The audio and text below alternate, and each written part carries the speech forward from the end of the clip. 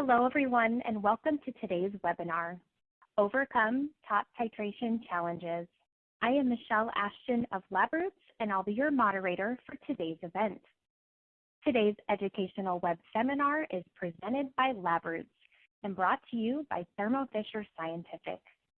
To learn more, please visit www.thermofisher.com/titrator.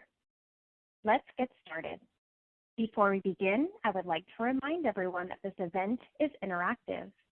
We encourage you to participate by submitting as many questions as you want at any time you want during the presentation. To do so, simply type them into the Ask a Question box and click Send. We'll answer as many questions as we have time for at the end of the presentation. If you have trouble seeing or hearing the presentation, please click on the Support tab found at the top right of the presentation window, or report your problem by clicking on the Ask a Question box located on the far left of your screen. This presentation is educational and thus offers continuing education credits. Please click on the Continuing Education Credits tab located at the top right of the presentation window and follow the process to obtain your credits. I now present today's speakers, Ricky Hartwell, Senior Product Manager, Gail Glykoff, Applications Lab Manager, and Kevin Goose, Senior Product Manager. For a complete biography on our speakers, please visit the Biography tab at the top of your screen. Ricky, Gail, and Kevin will now begin their presentations.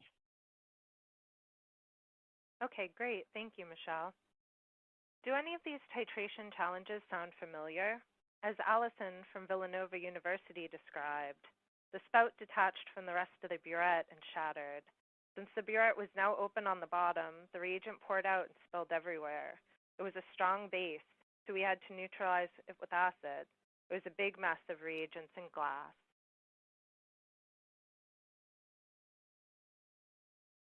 All right. Here's one. Does this sound familiar? I was doing an elemental iron titration that was about 2 hours of prep before the final titration for color change. Someone walked in the lab and said my name, so I looked up and missed the endpoint. I had to start all over again with the 2 hours of prep. That's from Aaron of the Heritage Research Group. Well, does this challenge sound familiar? Becky from Aqua Bounty said, at my previous job, I had to perform manual titrations on all incoming intermediate products for production.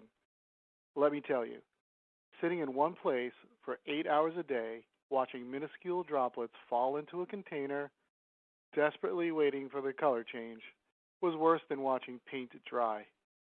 Don't even get me started about when I'd add too much, too fast, and miss the change altogether. All right, great. Let's talk about titration challenges and how we can help solve them. Have you experienced any of these common challenges with manual titrations? Are you spending a lot of time performing manual titrations? Do you need to complete more testing in the same amount of time? For this titration tip, we will discuss how you can improve accuracy, safety, and lab throughput by automating your titrations. Sample accuracy is critical to lab measurements. You want to get the correct results the first time so you do not have to recheck your procedures, review your results, and potentially repeat testing all over again. With manual titrations, you must add small drops of titrant one at a time into your sample beaker. Watch very closely for the endpoint to be reached by color change, pH or millivolt reading, or similar technique, and then record the volume of titrant used to calculate your resulting sample concentration. And with all these steps required for the manual titration process, there are a lot of opportunities to make mistakes and introduce errors into the results accuracy. Automating your titrations greatly simplifies this process as the titrator manages all of these tasks for you. Automating titrations can also improve the results accuracy several ways. By automating titrant additions using high-resolution microliter volume doses, by using an electrode as the endpoint indicator that eliminates the need to interpret or guess when the endpoint has been reached, and by automatically calculating the concentration results for you using the same parameters and procedures every time. Automating your titration also allows multiple cycles to be run on the same sample, so you can make sure your testing results are reproducible with average concentration and relative standard deviation calculations performed automatically, plus the ability to exclude any outlier cycles from these calculated values. Safety is also an important factor in laboratory environments. Manual titrators require the operator to fill the burette with titrant and flush the stopcock, fill the burette exactly to the 0 mark, and make sure the meniscus level is correct each time they need to perform a titration. This process can lead to some fairly dangerous situations if equipment fails or is mishandled. For example, some common issues include if your burette and stand are too tall, you can spill hazardous titrant on yourself when filling the burette. If your burette system is older or isn't stable, your burette may fall off the stand and break, throwing glass shards everywhere. And if your burette tip or stopcock is loose, it may fail to control titrant flow or fall out and spill titrant all over. Automating your titrations can greatly improve safety in the lab. Since the titrator offers a fully automated dispensing system that draws the titrant from the titrant bottle into the burette and then dispenses the titrant in small, measured drops into the sample, all without the operator needing to touch any of the dispensing components. Our titrators also offer additional safety features, including a protective plastic cover around the glass burette to protect it from damage or breakage, and a programmable maximum dispense volume parameter that prevents the titrator from continuing to dispense titrant if the endpoint is not detected. Another key factor in labs is sample throughput. Most labs are looking for ways to perform more testing in the same amount of time or with the same number of operators. Performing manual titrations can be extremely tedious, requiring the operator to stand in one place, watching minuscule droplets drip into a sample container, and diligently waiting for the color change or other endpoint indicator to occur before starting the process all over again for possibly hours and hours of repeated sample titrations. Automating your titrations allows you to start the titration and then walk away from the titrator to perform other tasks or tests. While the titrator takes care of the titrant addition, endpoint detection, and results calculation automatically without any involvement from the operator. Once the titration is done, the titrator will beep, notifying the operator that the results are available and another titration can be started. Another challenge with performing titrations is the influence of the burette accuracy on attaining good results. Are you having trouble with inconsistent titration results? Are you using large volumes of titrant to get clear endpoints? Are you spending lots of money on expensive titrant or waste disposal? For this titration tip, we will discuss how you can improve burette accuracy for better endpoint detection and titration results, plus achieve potential cost savings by using less titrant and less sample, leading to less waste to dispose of. Manual titrations typically use a non-certified Class B or Class A burette with stopcock to add doses of titrant to the sample. The operator uses the stopcock to start and stop the additions of titrant into the sample, often one drop at a time until the endpoint is reached. Once the endpoint is reached, the operator records the total volume of the titrant added to the sample and uses this data to calculate the concentration results for their sample. The precision of these additions, especially near the endpoint, is primarily determined by the operator's skill level, experience, and focus on the task at hand. All too commonly, an operator can allow too much titrant to flow out of the burette into the sample and overshoot the endpoint, requiring them to perform the entire titration all over again. Even highly skilled and experienced operators can be limited in the precision of their manual titration results by the last few drops of titrant, since each drop can vary in volume. Another limitation is the burette's graduated volume marks and stated accuracy. Typically 0.1 milliliters for non-certified burettes all the way to 0.03 milliliters for Class A burettes. This is significant since the final volume of titrant used for the titration is determined visually by the operator, judging the level of the remaining titrant in the burette using the graduated volume marks. To compensate for these limitations, often larger volumes of titrant and sample are used. When using an automated titrator, the titration is performed using a high-accuracy titrant delivery system that controls all titrant additions into the sample and will adjust the dose rate as it detects the endpoint approaching. Once the endpoint is reached, the titrator uses the precisely measured volume of titrant added to the sample to automatically calculate the concentration results for the sample. The operator's skill level, experience, and focus on the task at hand is no longer a factor in the overall accuracy of the titration results, and the possibility of missing the endpoint is greatly reduced. As a result, titrant and sample volumes can be adjusted so smaller volumes are used. As we can see in this chart from the article, 6 Things That Can Go Wrong with Your Alkalinity Titration, Burette accuracy is a very important factor for the uncertainty value of your titration results. This illustrates how using a better titrant delivery system can improve uncertainty from plus or minus 2% down to plus or minus 0.02%. Look at an example of how using smaller volumes of titrant and sample can benefit lab costs. When performing a manual titration to determine the salt content of prepared foods using a silver nitrate titrant, typically about 20 milliliters of titrant is used per sample titration. Using an average cost of a 1-liter bottle of silver nitrate titrant, we can see that the cost per test is about $2 to $4, versus running the same titration with an automated titrator that is optimized to use 2 milliliters of titrant per sample. By using less titrant with a more accurate delivery system and endpoint detection method, we can see that the cost per test has now decreased to about 20 to 40 cents. Plus, the additional cost savings of having less waste to dispose of can really result in some great savings for your lab. Now I'll turn it over to Gail to discuss our next titration tip. Great. Thanks, Ricky. And hello to everyone who has joined us today for this webinar. First, I'd like to talk about challenges around color endpoints. So let me ask you, have you ever missed a titration endpoint?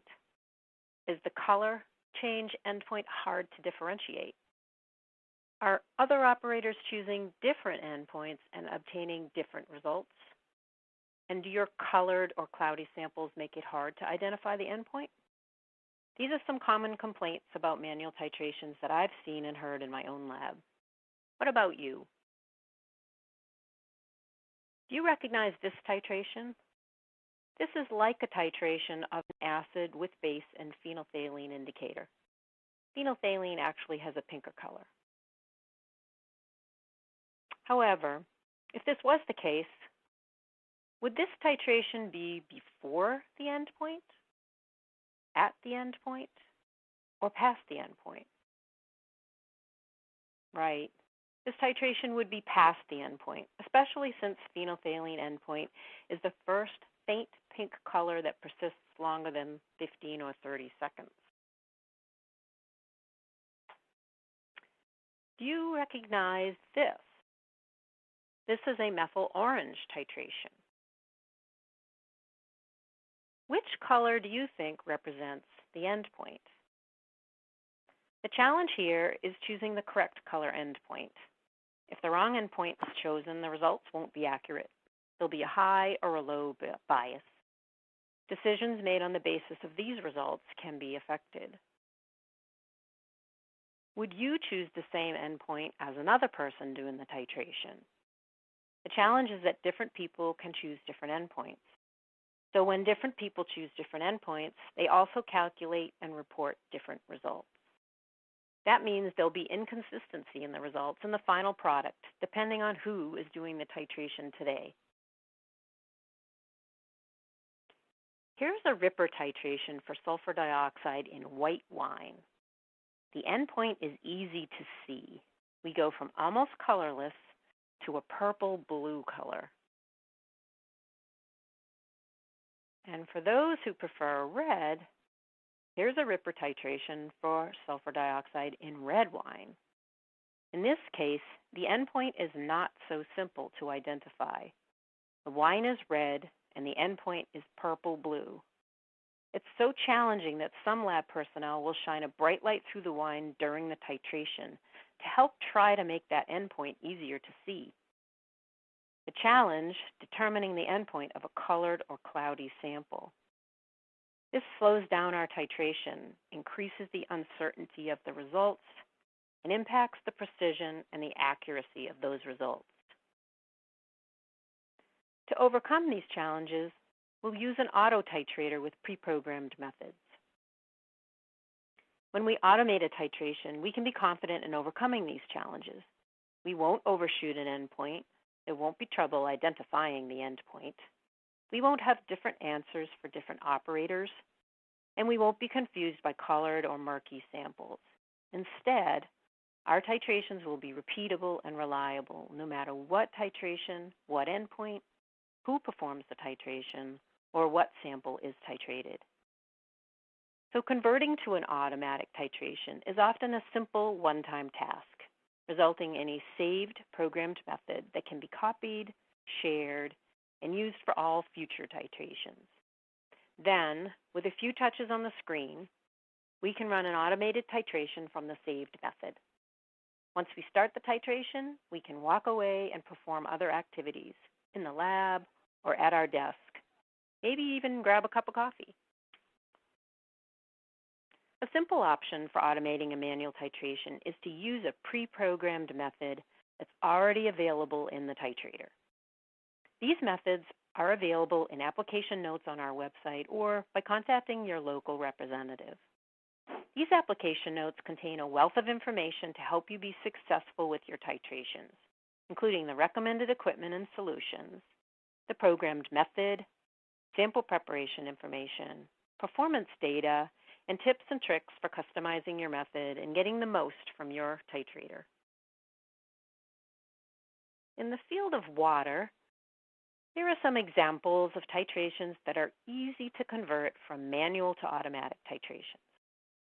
Alkalinity as total alkalinity or M&P alkalinity, calcium hardness, total hardness, chloride, and Winkler DO. Here are some examples of food and beverage titrations that are simple to automate. Sulfites in wine, acidity of orange juice and other beverages, salt in prepared food, and sodium in canned vegetables. And here are some examples of chemical, petrochemical titrations that can be automated, including acid number, or TAN, base number, or TBN, mercaptans, and chlorides. All right. So have you ever noticed that an old container of titrant gives different results than when it was new? Does your titrant change color over time? Have you noticed precipitation in your titrant bottle or burette? Does your titrant evaporate and lose volume over time?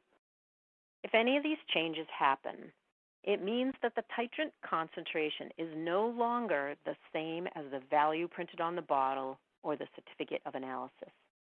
Any titrations that we do perform with this compromised titrant will not give us accurate results.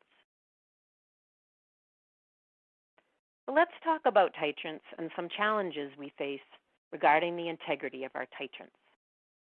True or false? The titrant concentration printed on the bottle or the certificate of analysis is accurate throughout the use life of the titrant. Well, the answer is, depending on the titrant and the storage conditions, that may be false. Here on the right is an example of how the concentration of a potassium hydroxide titrant in isopropanol changed over 5 non-consecutive days of testing in my lab. This is the titrant used for acid number titrations in oil. By the last day of testing, the actual concentration of the titrant in the burette had changed by about 18%. If I had assumed that the concentration of the titrant was still 0.1 normal as stated on the bottle and on the certificate of analysis, my results would be off by 18%. That wouldn't be good.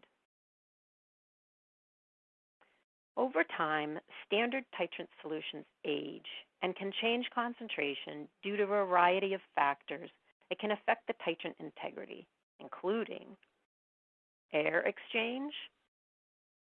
Oxygen and carbon dioxide in the air can interact with our titrant.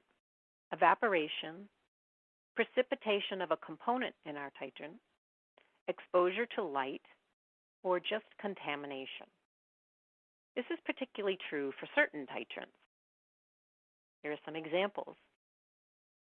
Base or alkaline titrants, iodine titrants, silver nitrate, biosulfate, and arsenite titrants, and non-aqueous titrants. When the titrant ages, a certified concentration may no longer be accurate. When the titrant concentration is not accurate, our results won't be accurate.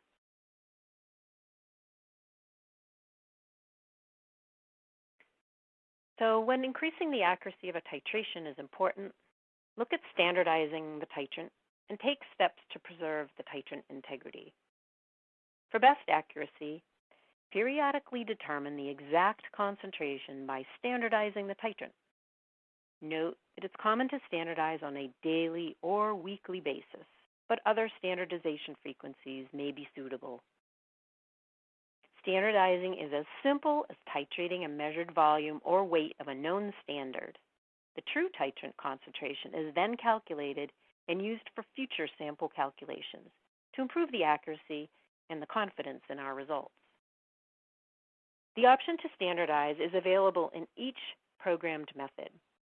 When activated, the home screen of that method will then show the choice to standardize whenever desired.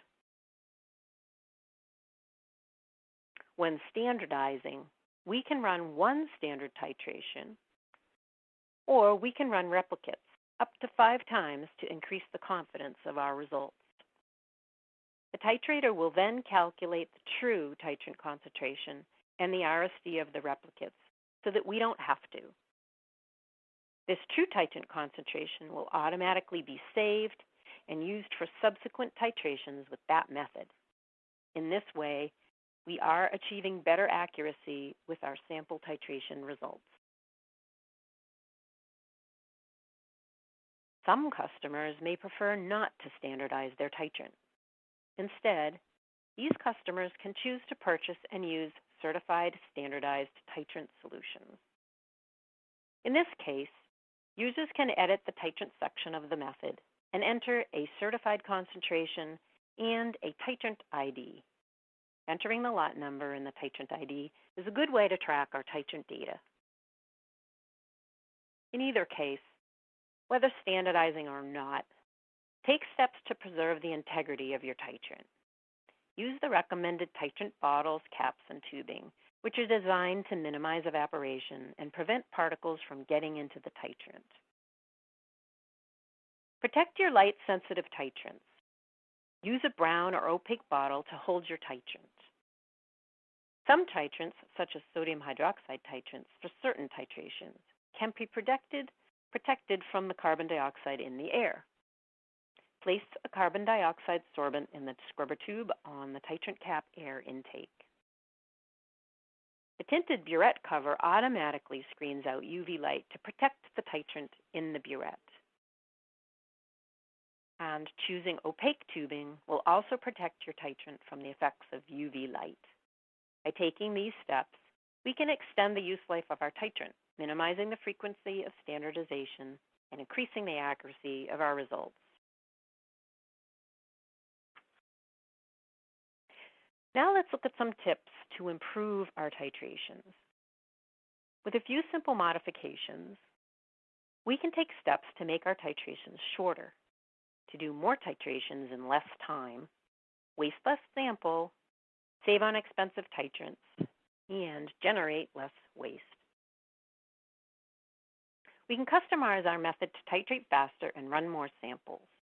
When speed and sample throughput are important, there are different options for maximizing the titration. Stirring faster will speed the titration as long as there's no splashing and no strong vortex created in the sample. I've found in my lab that going from a medium to a fast stir can make a titration go 35% faster. That means that if I used to spend an hour titrating a batch of samples, now it will just take me 40 minutes. Or I could run a third more samples in that hour. Another option is to speed up a titration by choosing a different titration process control parameter. For example, if the control is set to routine, we can try changing to quick to speed up the titration. I've found in my lab that going from a routine to quick process control can make a titration go about 14 or 15% faster. For example, that shaves about 35 seconds off 4-minute titration. Another option is to make use of the predose parameter. If our titration typically takes a known amount of titrant, we can program a predose into the method.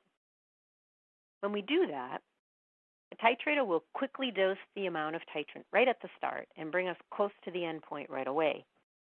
For example, if a titration typically takes about 5 mils, we might choose a 3.5 or a 4 mil predose. Titrator will add the predose quickly, and then only must titrate for the endpoint in the last mil or so. I've found in my lab that adding a predose can shave minutes off a titration time, and I can get a lot more done in a shorter amount of time. And the last tip that I'll discuss is this one. This option is the option to titrate less sample. For example, if the 50 mil sample takes 10 mils of titrant, we can try using 10 mils of sample, which will only take 2 mils of titrant. When using an auto titrator, 2 mils can be added in 0.001 mil increments, and that allows plenty of precision, even though only a small amount of titrant is used. I don't need to dispense a large volume of titrant in order to obtain precise and accurate results. Reducing the amount of sample titrated means a shorter titration and brings the benefit that less sample is required and less of your titrant is required, and will generate less waste per sample. Well, thanks for listening in on these titration tips. I hope you found them helpful. Now I'm going to hand you over to Kevin Goose, our Senior Product Manager, who will provide some great tips for choosing your electrode, calibrating, and caring for your electrode for the very best performance. Kevin, take it away. Okay, Gail, thank you for that intro. So moving on in choosing the right electrode, we'll look at how you can achieve accurate results, what produces the fastest response, how will you ensure repeatability, and is it possible to mitigate temperature effects? In the next few slides, I'll go through some best practices to help you get the best possible titrator results. When faster titrations are sought after with improved precision and accuracy, you best know that your electrodes need to be in peak condition to provide the results that you're looking for. An accurate, fast, and repeatable pH electrode leads to fast and accurate pH titrations, so choosing the right one is important. For example, ASTM has written standards for acid number and base number titrations that recommend a specific type of pH electrode be used in conjunction with the test procedures to verify the specified electrode performance. The pH electrodes that we recommend in our non-aqueous pH titration application notes for acid number and base number meet the performance specifications of these ASTM standards. Numerous app notes, as shown on the slide, have been written by Thermo Scientific that specify which selected electrodes would be most suitable for an automated titration. The use of the right automatic temperature compensation probe coupled with one of the most thermally stable Ross electrodes will get you to the results that you're looking for. Please note, for non-aqueous samples, a SureFlow electrode with a spring-loaded flushable open annular junction can easily be utilized to replace the outer fill solution with a non-aqueous fill solution to avoid junction potential bias. Now let's move on to accuracy. In most cases, it is recommended that you calibrate your pH electrode once a day when titrating acid-base samples. If in doubt about the stability of the calibration over the course of the day, read a pH buffer standard in the measure mode that is close to the endpoint pH that you're looking at. If the buffer reads close to the accepted value, at the measured temperature, your calibration is still good. Typically, we're looking to be within plus or minus 0.05 pH units of the standard. In some cases, for example, if the titration technique is an equivalence point rather than a preset endpoint, and the measurement units chosen are millivolt units rather than pH units, calibration is not necessary for accurate titration results. However, calibration still gives valuable information about the performance of the electrode and can indicate the need for maintenance or replacement. Let's look into some added tips. It is always best to calibrate with at least 2 buffers that will bracket your end measurement. Try not to have a pH difference of these 2 buffers more than 3 pH units to help improve accuracy. While some users may wish to do a multi-point calibration, it is always recommended that a multi-point calibration be done in a sequential point-to-point method and to not use the linear regression method. For example, a common practice is to calibrate with a 4 and 7 buffer and to verify against a 6.86 buffer. For our electrodes, when it comes to measuring slope, as a result of the calibration, we typically look to have a slope within 95 to 102% and an offset of no more than 59 millivolts, so we can look at our automatic buffer recognition. Now let's look at caring for your electrodes. Good electrodes require some routine care, just like a car. Flush and refill the filling solution regularly, weekly, or biweekly is usually effective. Store the electrode in the recommended storage solution and change the storage solution biweekly. Or if storing it long-term, place the electrode into the protective cap that originally came with your electrode with some additional amount of storage solution.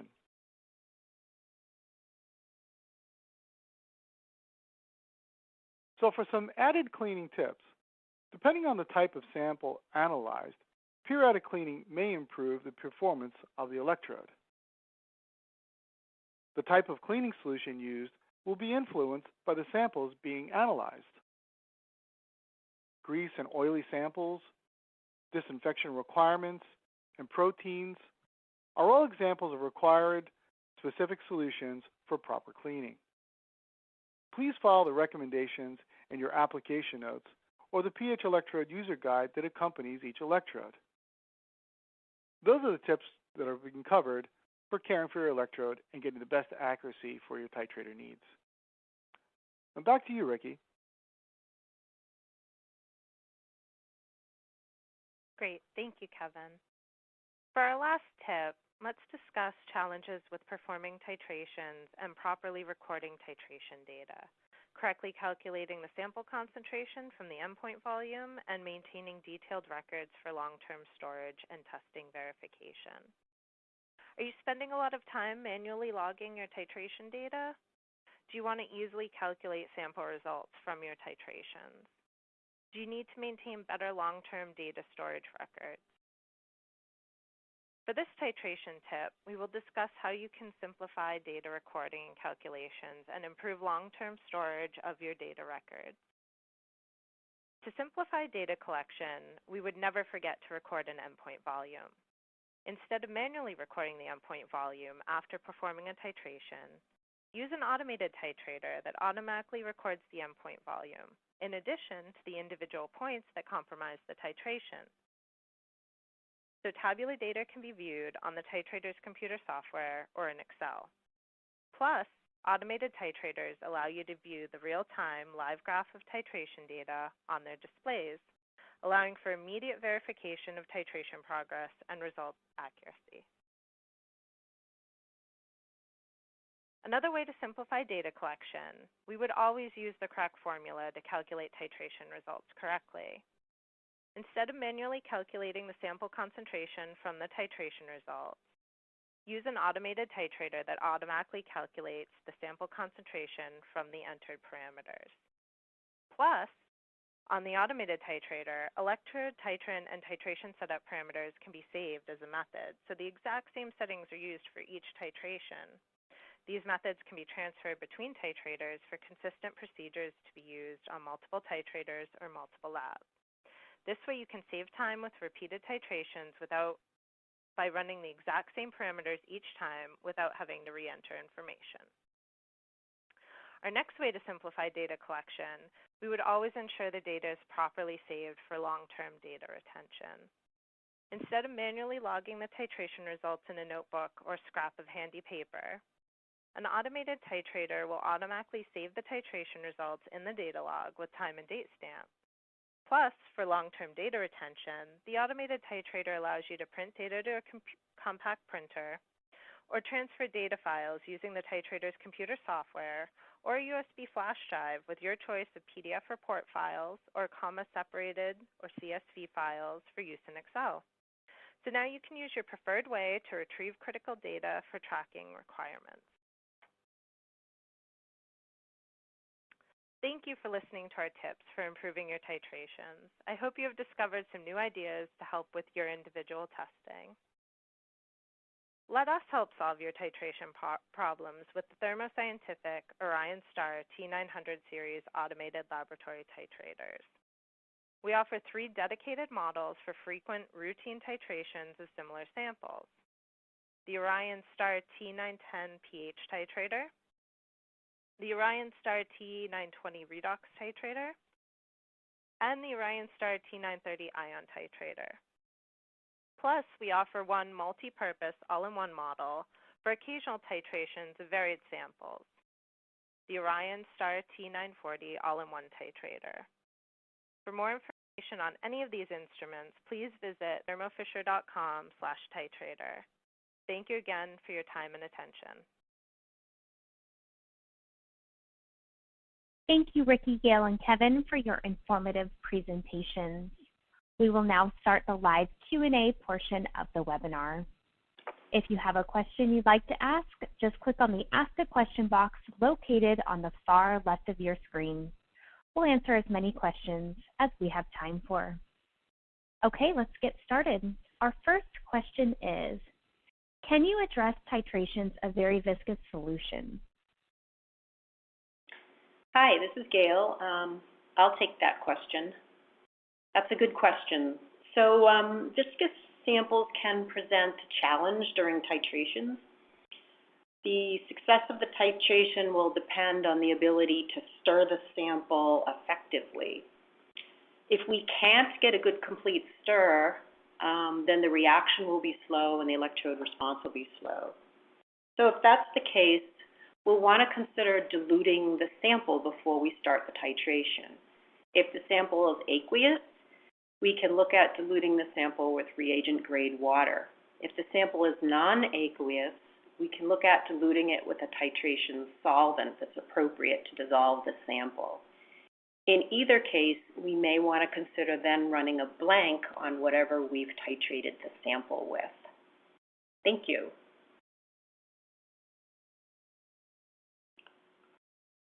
Thanks, Gail. It looks like we may have another one for you here.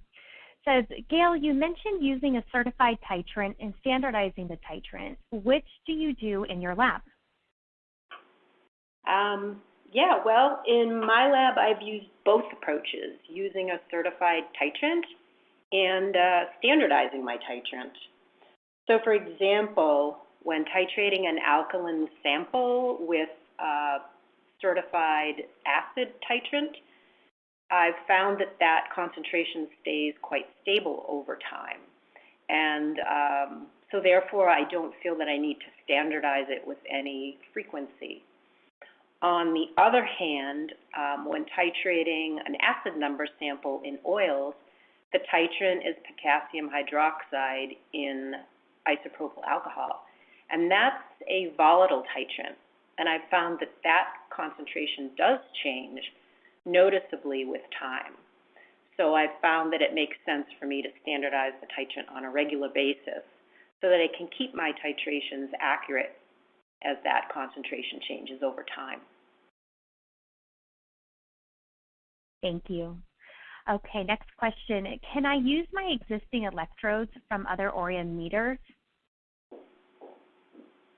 Yeah, this is Kevin. I'll take that. So, of course, as long as the performance of the electrode that you're using is compatible with the sample that you're trying to assess, absolutely, and as long as the connections are compatible with the titrator itself. So maintaining a healthy electrode that you know is performing well is certainly encouraged and will give you more confidence in your automatic titration.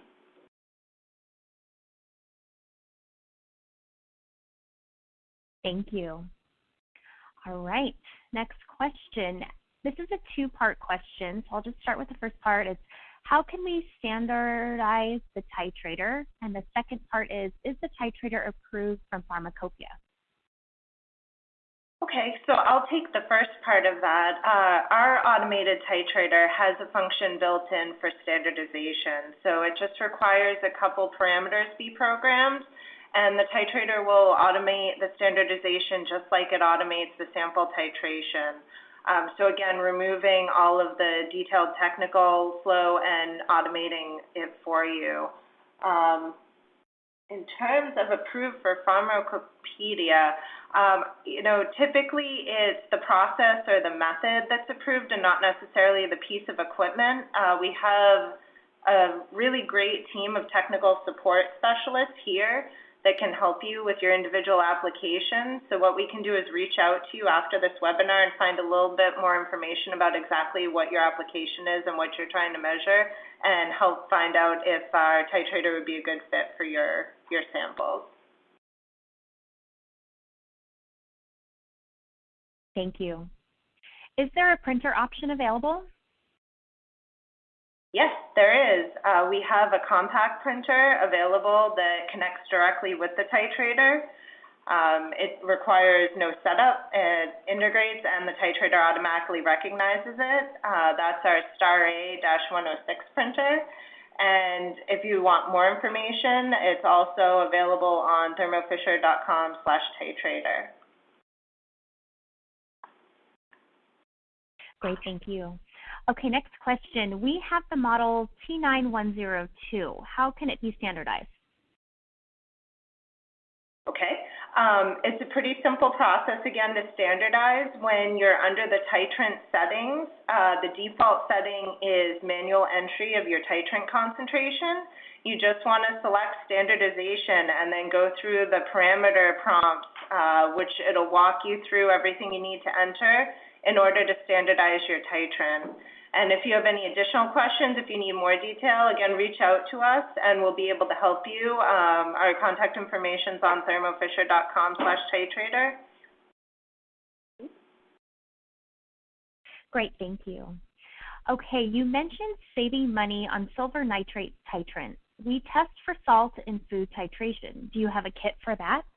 We do have the kit for that. We pair our Orion Star T930 ion titrator with a silver billet electrode and give that to you at a bundled discount. We also have an application note and a pre-programmed method available for that particular application, the salted food.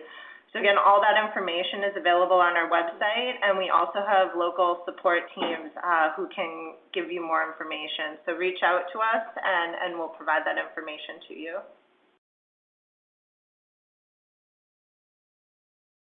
Okay, great. It looks like we have one more question here. I've done a number of titrations in the past, and for some reason the endpoint seems to have slowed down and now takes longer. What could be causing that? Hi. It is probably the case that the electrode could benefit from some maintenance at this point. If the electrode becomes dirty or hasn't been maintained, the response can get slower, and this will slow down the titrator. So if that's the case, we want to take some routine precautions, which is possibly drain and refill the electrode with new filling solution. We probably want to look at how we're storing the electrode to make sure that that solution is clean and that we're storing it in the best possible manner.